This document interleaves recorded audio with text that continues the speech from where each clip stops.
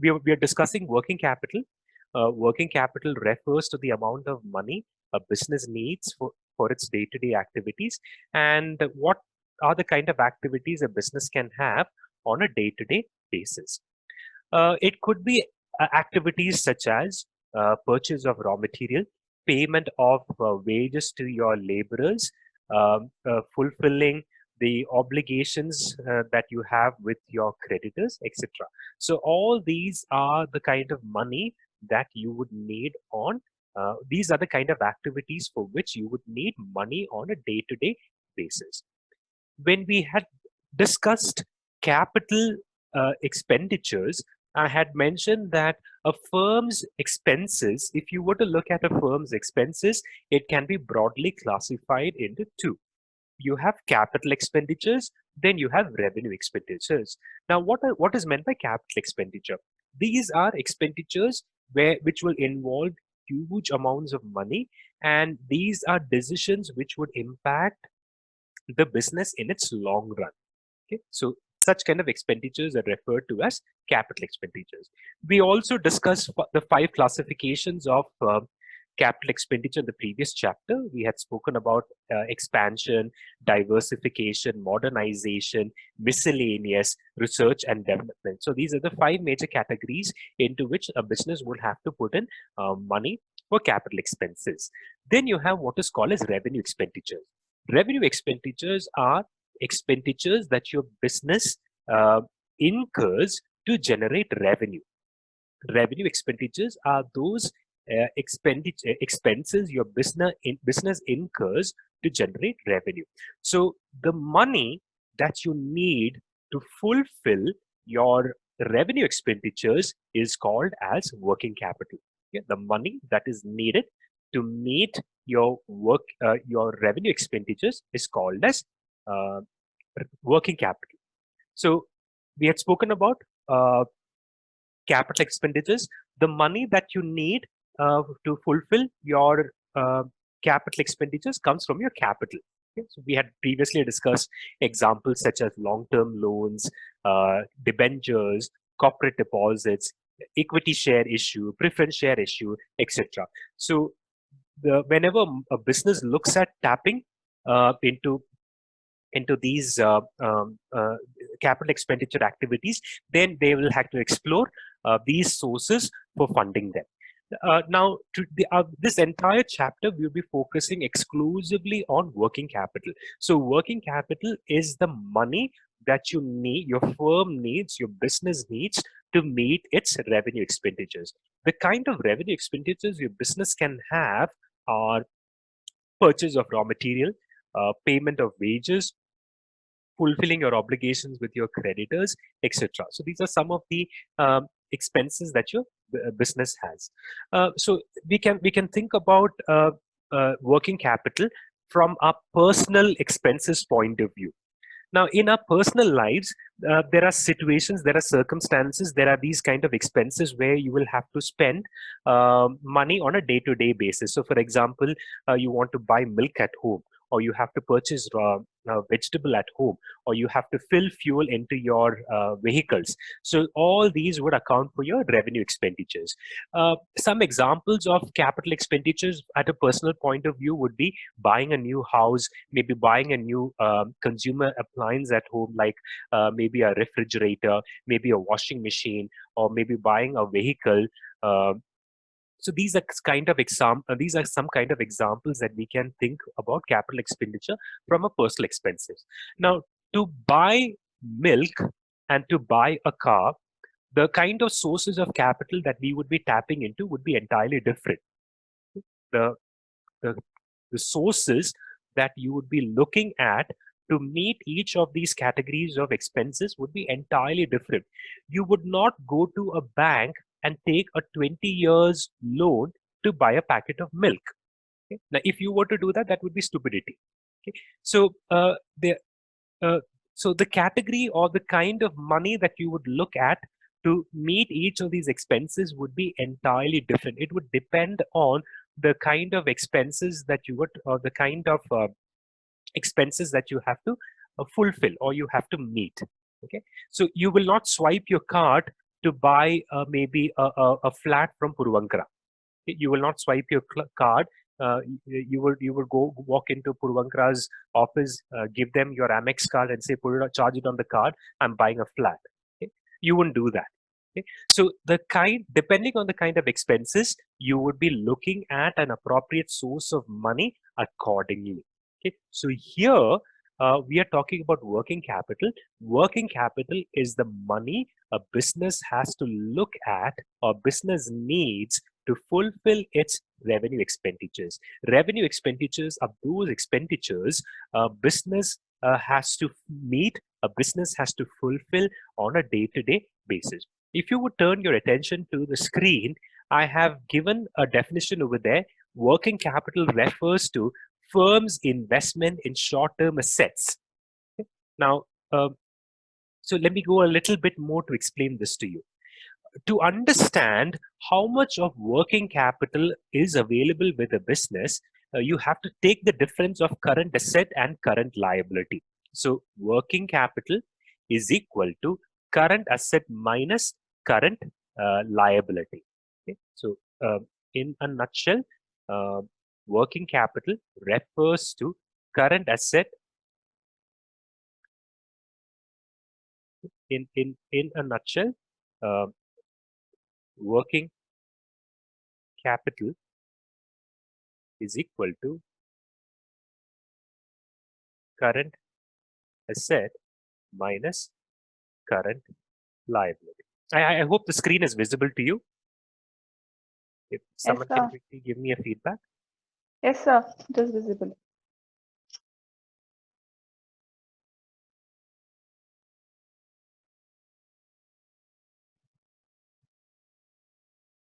Someone from the group, if you can give me a quick feedback if the whiteboard is visible to you. Yes, sir. We can see Yes, it. sir. Okay, good. Okay, so in a nutshell, working capital, or from a computation point of view, working capital is current asset minus current liability. So here, what you have to remember is this: the working capital for working capital computation, current asset has to be always greater than current liability. Okay, current asset has to be always greater than current liability. If your current asset is not greater than current liability, then what will happen is you will not have sufficient working capital to fulfill your day-to-day activities or to fulfill your day-to-day needs. So if you would remember the crisis of Jet Airways, this is exactly what happened with them. The crisis that Jet Airways faced was that they didn't have sufficient amount of money to meet their day-to-day activities. Okay? They did not have sufficient amount of money to meet their day-to-day activities. So this was one of the major challenges that they faced. So what happened with them was their current liability ended up being more than their current assets. The revenues that the firm was generating, which is in the form of tickets that they're selling, was not sufficient enough to fulfill their day-to-day expenses. So paying wages to employees, or paying salary to their pilots, ground crew staff, air hostess, etc., rental commitment. So that was not enough. Whatever revenue they were generating, it was not matching with their expenses. So that's the reason why over a period of time they ran the crisis, and finally the company had to go in for liquidation. Okay, so in a firm, working capital, we have to ensure there's adequate amount of working capital, and working capital can be calculated by taking the difference between current asset and current liability. Current asset, these are assets which can be liquidated at any point of time if there is a need. Current liabilities, short-term obligations of a firm, is referred to as a current liability. So the difference between the two, you will come to know the working capital. You will come to know the working capital position of the company. Okay, so let's go back to the slide. Working capital is the difference between current asset and current liability. Now let's go on. Why would a business need working capital? Why is it crucial for a business to have sufficient amount of working capital. There are a number of reasons why a firm would need working capital, but maybe out of those, 5 important ones I have mentioned on the screen here for you. The first reason is that for a business to sustain its activities, for a business to function as normal, in corporate punchline, BAU, to carry out their BAU, business as usual, a business has to ensure, a firm has to ensure there's sufficient amount of working capital available. Because if they don't have working capital, they may not be able to procure raw material, they may not be able to pay wages to their employees, they may not be able to fulfill the obligations that they have with their creditors, etc. So if they don't have sufficient working capital, they cannot fulfill these commitments. If they cannot fulfill these commitments, the firm will not be able to function as normal. The next reason a firm would need working capital is because they have to fulfill their routine obligations. Now, they may have some kind of commitment, they may have some kind of routine obligations, like they have to pay interest, they have to pay their creditors, they have to pay their vendors, etc. So if they have to meet, if they have to fulfill this condition, then they will have to ensure sufficient amount of working capital is available. Third point, meeting contingency situations. There are some unprecedented situations which may arise. So if such situations would arise, then how would they tackle? Okay? So this is exactly what happened with March. In March, what happened was all the businesses or the firms were not anticipating COVID lockdown to be there, and it was a contingency situation. Now, if the firm does not have sufficient amount of working capital, it will be very difficult for them to sustain. It will be very difficult for them to go forward. Okay, so businesses transactions are not happening as normal. Businesses are not functioning, but at the same time they may have some routine commitments to fulfill. So for example, they may have to pay, they may have some employees with them, they will have to continue pay salary to them. They may be in a rented premises, they have to fulfill, or they may have to pay those rental obligations, etc. Okay, so contingency situation, no one was expecting the lockdown to come around, and then it has happened, and then they're trying to last week I was just interacting with one of our alumni members who's got a small eatery close by, and then he was sharing his experiences. So um, he has got around 15 employees still with him, and he cannot afford to send them off, or he cannot say, I cannot pay you salary, because if they were to go off, then there is no guarantee that they would come back. Now, once the lockdown gets lifted, it may not be necessary that these people will have to come back. Okay? And in the meanwhile, they may have to carry on their routine maintenances at his eatery, at his restaurant. He has to continue cleaning, he has to continue sweeping, he has to ensure that all his vessels are regularly washed. So all kind of things. So all these are activities which will still consume, which will be still eating into, which will be still needing him to pump out money, but he's not able to generate revenue simultaneously. So if he does not have maybe a good amount of contingency fund with him, he may not be able to handle the situation. Probably pretty soon, if he does not have sufficient working capital, he may have to close the shop and then go off. So that's what happens if you don't have a sufficient amount of working capital available. Fourth reason, explore new opportunities. So as and when situations emerge, if you don't have sufficient amount of working capital available, then you may not be able to tap into the opportunities which are available. Okay, there may be an opportunity that may come by, and if you don't have sufficient amount of working capital to invest into, then you may not be able to survive. So, for example, I'll just pick up the example of hotel industry as of now. After maybe weeks of lockdown, now the government has brought about some easing. Government has allowed, especially your hotels and restaurants, to function with home delivery. Okay? So now this is an altogether new opportunity. This is an altogether new opportunity. So if you were imagine if you were a conventional eatery which does not cater to parcel services, it may be very difficult for you to tap into this opportunity. So if the business has to function as normal, then you may have to look into such of you may have to hire you may have to hire people who have driving license. You may need a vehicle to carry out your home deliveries. You may have to partner with some of these food aggregators like Swiggy or Zomato. You may have to invest into packaging packaging equipments, packaging materials, to make sure that you are able to cater to this new style of with this new opportunity which has come by. Okay? So if you don't have capital with you to invest maybe into a new bike or maybe into a new delivery van, etc., it may be very difficult for you to survive this kind of a situation. Okay? Then the last reason, working capital, the measure of working capital lets you know the solvency position of your firm. It will help you know the solvency position of your firm. It will help you know if do you have sufficient amount of liquidity available with you.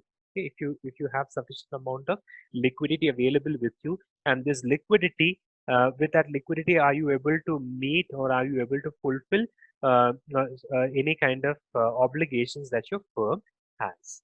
Okay? So these are some of the reasons why your business, your firm would be needing uh, working capital. Any questions in this line? Are there any questions?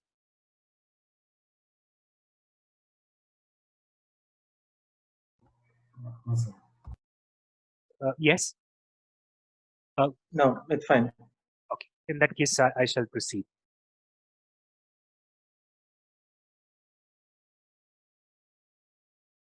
Now, next concept that we are going to learn is called as optimal working capital. Okay, it's called as optimal working capital. Every firm must ensure it has got an optimal level, a suitable level. Okay? Now, every firm must ensure that it has got a suitable level of working capital. Now, with respect to working capital, there are two kinds of situations every business can run into. One is excess working capital. Okay? Excess working capital means you have a requirement of only 100 rupees, but you have, let's say, 1 lakh. Or it's like this, at home, you decide to buy 1 packet of milk, but you went to the shop with 1 lakh rupee in your pocket. You would not go with 1 lakh rupee in your pocket to buy a 1 packet of milk worth 20 rupees because the risk is too high. On the way to the milk shop, you could be mugged. Someone could maybe try and kidnap you. uh, there may be a good amount of chances that while you put your hand in the pocket and while taking out maybe cash or something else, you may end up losing the cash. So the possibilities are numerous. Okay? So if you were to go to the milk parlor or the shop to buy milk worth 20 rupees, probably you will may take maybe another 10 rupees extra, or maybe 20 rupees extra, maybe maximum another 100 rupees extra. But beyond that, if you were to take excess amount of money, then what will happen is it will not do you any good. In fact, instead of doing you good, it may turn out to be more risky for you. Okay? So likewise, even for a firm, if the firm has got money more than what it really needs, it could be burdensome for the firm. It could be burdensome for the firm. So this condition is referred to as excess working capital. Having more money than what the firm truly needs is called as excess working capital. Now, one of the major challenges the organization faces with excess working capital is that a lot of the money would remain unutilized by the firm. Okay? Lot of its money would remain unutilized.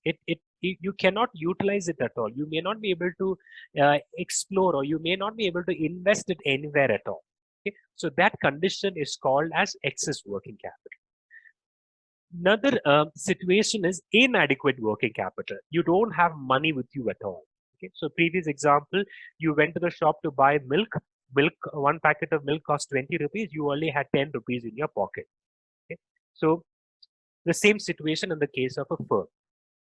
The firm, the firm does not have sufficient amount of money to meet its day-to-day activities. So that is referred to as inadequate working capital. So between excess and inadequate, there is a certain level of working capital that every firm should maintain in such a manner that it is not too much, at the same time it is not too less. So this condition is referred to as optimal working capital. Okay, this condition is referred to as optimal working capital. So optimal working capital will lie somewhere between excess working capital and inadequate working capital. So somewhere between these two, it is referred to as excess working capital and inadequate working capital. Okay, so now we will move on to the next slide. Next slide, we are going to discuss what are the components of working capital management. So managing your working capital is what is called as working capital management. Ensuring that you have optimal amount of working capital, that is referred to as working capital management. There are three important components to working capital management. There are three parts to working capital management. They are cash management, inventory management, receivables management. Okay, so there are three parts to this: cash management, inventory management, receivables management. Now we will talk about each of these in detail. Cash management refers to managing the physical cash in your firm. Okay, cash management refers to managing physical cash in your firm. So as a part of cash management, you're trying to ensure that there are inflow of cash, there is outflow of cash. Inflow, you may be having inflow of cash in the form of revenue. Outflow of cash would be in the form of your expenses. Okay? Now, what you have to ensure that you have sufficient money with you, so that you have to ensure there's sufficient amount of physical cash with you. Okay, so it's like this. Sometimes when we open up our wallet, we would see that we are low on cash. So we would immediately rush to the nearest ATM, or we would immediately rush to the nearest bank, and then we would try and refill, or we would try and top up our wallet. So what are we trying to do over there? We are managing the amount of physical cash that we have with us. So why do we handle physical cash? Why not keep the cash entirely in the bank? So we may have some petty transactions which we may not be able to swipe our card, or maybe may not be able to use PhonePe or Google Pay. We still have to pay physical cash and then meet or fulfill those commitments. So in such cases, we would need physical cash. So we are ensuring that there's sufficient amount of cash in our wallet, and this is a part of cash management that we are doing. Similarly, in a firm also has to ensure that there is sufficient amount of physical cash which is available. There is a balance between the inflow and the outflow of cash, and to ensure that there is adequate amount of cash which is available. So this is what is meant by cash management. Next is inventory management. Now, inventory management is basically managing your inventory. Okay? It is basically managing your inventory. For a firm, inventory can be in the form of raw material. It can be in the form of work in progress. It can be in the form of finished goods. Okay? So inventory can be in the form of raw material. Inventory can be in the form of work in progress. Inventory can be in the form of finished goods. So in some firms, in some industries, work in progress plays a huge role. Okay, so we will pick up the examples of companies like Boeing or Airbus. They cannot finish manufacturing an aeroplane in a day. Okay, so the aeroplane may have to be fabricated in parts, and sometimes, so in fact with Airbus, what happens is Airbus has its factories, it has its plants spread across Europe. So it will be fabricating each of these parts in a different location, transporting it into an assembly point, and then putting it all together. So sometimes what happens is this may take months together. So some firms, work in progress may play a very important role, or if you look into their books of accounts, work in progress may occupy a huge chunk of their assets.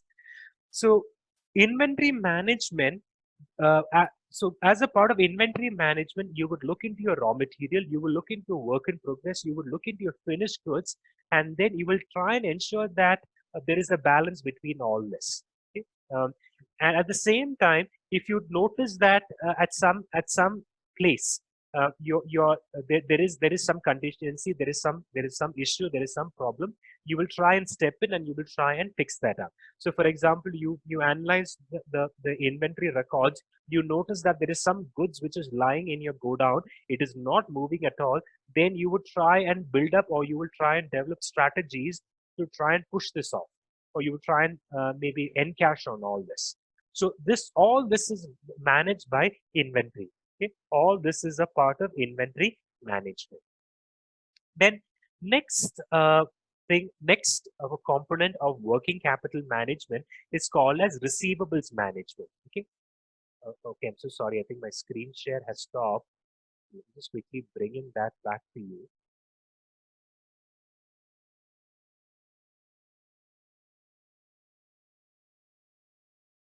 Okay. So the next part of working capital that we have to discuss is receivable management. So receivable management, sometimes what happens is your sale may not be for cash, it may be for credit. Sometimes what happens is the sale that you have carried out, it may not be entirely for cash, it may be for a credit. So you have to ensure that adequate amount of credit period is given to your customers and make sure that you're collecting from them in time. At the same time, you have to also make sure that you have sufficient amount of money. So what firms would do is, when they notice that their receivables management, the amount of money that they have that they have to receive is going up, what they would do is they would immediately step in and they would give discounts to their vendors. Okay? They would immediately step in and then uh, they would give discount to their vendors. So the reason why they're trying to give these discounts is because they're trying to motivate the vendors to pay back the money quickly. Okay? So it is a kind of a motivation to them to try and pay back. So if you say, if you pay back within this period of time, then you will get so much amount of discount. So basically what they're trying to do over here is they're trying to motivate uh, the vendors to pay back quickly. Okay? So let's quickly look at the components of working capital. Components of working capital, there are three important components of working capital. You have cash management, then you have inventory management, and then you have receivables management. Cash management, you're handling your physical cash. Inventory, you're looking into your stocks basically, and stocks can be in the form of uh, raw material, work in progress, and finished goods. And then you have receivables. Receivables talks about money that you have to get from your vendors or your suppliers. Okay, so uh, that's about those are the components of working capital management. Any questions?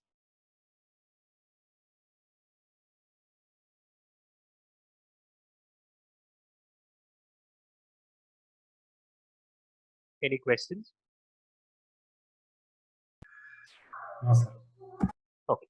So if that's the case, then we will proceed from here. Next, that we have to discuss is determinants of working capital. What are the factors which will influence your working capital? Okay. What are the factors that will influence your working capital? The first factor that we will be discussing is nature and size of business. Okay. Nature and size of business. There are some there are some kind there are some uh, kinds there are some types of business which would need working capital in a slightly different manner compared to other businesses. Okay, so for example, you look at service industry versus manufacturing industry. Okay, look at service industry, look at manufacturing industry. Manufacturing industry would be more of capital intrinsic. Okay, it will be more capital intrinsic compared to service industry, because service industry, you're providing a service. Compared to your manufacturing industry, you may not have so much of so in manufacturing, probably one of the sectors that I can pick up is real estate. Real estate is a working capital hungry industry. It needs a lot of working capital, because most of your in your real estate industry, what happens is the labor force that you have, basically they would be laborers. You will have to pay them wages on a day-to-day basis. There are different components. There are different categories of raw material that you would be needing. You would be needing cement. You would be needing steel rods. You would be needing tiles. You'll be needing marble, etc. So it is basically a capital intrinsic, or it is a capital working capital hungry industry. So you compare your real estate industry with service industry. Service industry, you may not need so much of working capital compared to real estate industry. Okay, then size of the firm, depending on the size, the proportion of working capital that you would need will also vary accordingly. If you're a large firm, you would need more working capital. If you're a small firm, you would need less working capital. Next, operating cycle. Now, every business has got its own operation life cycle. Okay, which means from the time you receive raw material till the time you churn out your finished goods, that time, so that entire cycle is referred to as your operating cycle. Now, what happens is, there is a difference. The operating cycles may vary from industry to industry. Okay, so if you look at Toyota plant, if you look at Toyota manufacturing, um, uh, on an average, they churn around one car every 5 minutes, because they have computer aided manufacturing. But if you look at real estate industry, for you to on an average complete a real estate project, it may take 2 to 3 years. So the operating cycle is entirely different over here. Okay, the operating cycle of manufacturing a car versus the operating cycle of manufacturing building a flat is entirely different. Okay? Or maybe for our understanding, we can pick up hotel industry versus real estate industry. Hotel industry's operating cycle maybe a few hours. You go to the market, pick up your raw material, come back, give to your chef. Your chef processes those raw material, and then food is immediately served. So over there, the operating cycle runs into few hours. Okay? Whereas if you pick up the real estate industry, the operating cycle would run into a few months. Okay? From the time you bring out a project, you have to get the necessary approvals. Then you have to start with your construction. Then you will have to do your furnishing. You have to do your interiors, etc., etc. Goes on. So this may run into a few months. Okay? So how you would be pricing your product in the case of hotel, and then how you would be pricing a product in the case of real estate, this will be different. There will be a difference between this. There will be a difference between this. So so you will have to factor all this when you decide on the price of your flats, because what you have to remember is it will take a few months altogether for you to complete your project. So you have to build your capital, working capital requirements back to your clients. Okay? So operating cycle plays a huge role. Next is your production policy. What kind of a production policy do you have? Now, maybe to do this, what happens is there are some firms which follow just in time. There are some firms which follow mass production. So maybe one of the examples that I can pick up on this is the example of Dell Computers.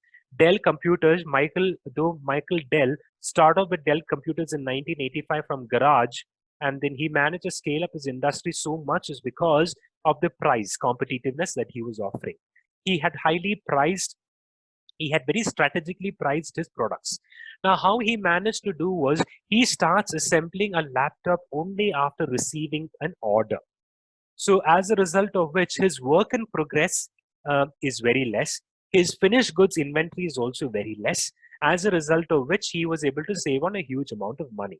Compared to his competitors like IBM or HP, which believed in the policy of mass production, what would happen over there is they would produce laptops in mass, and then they would wait for some customer to come back, pick it up, and then uh, uh, what do you say, convert that into cash. So these were two. So how production policy can impact. So because Dell Computers believed in just in time, their working capital requirement would be lower compared to a firm which follows mass production. So your production policy plays a huge important role. Next is credit policy. How much of credit are you offering to your vendors? Are you giving them 10 days credit, or are you giving them 50 days credit? Or are you giving them 100 days credit? So your credit policy also plays a huge role. If you have to offer credit, the more the credit that you offer, what you have to remember is that you have to look at other sources to meet your working capital. Okay? You have to look into your other sources for meeting your working capital. So maybe sometime back, when I was residing at Hebbal, a friend of mine was running a hotel near a certain college, and what he did was, in order to encourage more students to come and visit his stall, he started giving credit. So what happened with him so after maybe 1 or 2 months, he ran into a lot of financial crisis. The reason being, every day transactions are taking place for him, in the sense, people are coming, people are eating his food and then going off. But since he was very liberal in terms of his credit policy, most of the people who used to come and eat over there, they would ask him credit and they would not pay up. So he had a hard time trying to meet his working capital requirements. He had to purchase new material if he has to put in food for the next day. He has to pay his chefs. He has to meet his electricity commitment. He has to meet his rental commitment. So finally, he ran into such a big mess. And then finally, he had to close his shop. Okay? So notice how a bad credit policy resulted in a business failure. Okay? Business model was good. Food was very tasty. All that accepted. But one place where the firm flawed was in terms of their credit policy. So whenever business decides on its credit policy, it is very important for them to keep in mind and plan accordingly. Next is that growth prospects. Okay, so what are you anticipating? You want to grow vigorously, or you want to grow slowly? Okay, so what we call as organic growth. Okay, now the growth there are different types of growth. There is vigorous growth, there is organic growth, there is slow growth, etc. Okay, so what kind of growth are you looking at? Do you want to grow? Do you want to capture the market share maybe in 1 day or 2 day, or you want to build up slowly? Next is seasonal requirements. Now, in the case of some firms, what happens is the working capital requirement, it may not be there throughout. It is seasonal. It will depend from season to season. So one of the best examples that I can highlight for working capital requirement based on season is the case of firecracker industry. The case of firecracker industry. So for them, they only have, I think I have picked up on this example last class also. In a year, they only have 2 seasons. They have Diwali and then they have New Year. Okay? So at this time, they must ensure there's sufficient amount of working capital to explore the business opportunities. So these are some of the determinants of working capital in a firm.